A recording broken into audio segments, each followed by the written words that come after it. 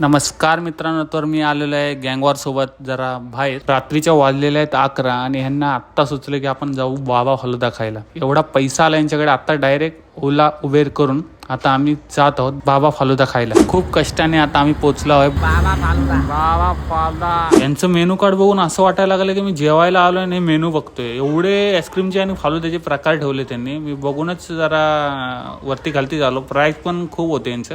खूप कष्ट घेऊन मग सगळ्यांनी आपापली ऑर्डर दिली आणि आईस्क्रीमची वाट बघत बसले. अशा प्रकारे आपलं आईस्क्रीम फालुदा काही म्हणू शकता ते आलेलं आहे. आणि आपल्या गँगवॉर मधले स्नॅप लवर जागे झालेले आहेत आणि आता स्नॅप काढत आहेत.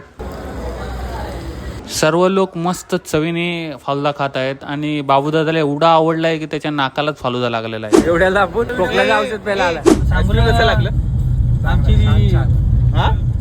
ब्लॅक करंट मारला, ब्लूबेरी चिपकवली.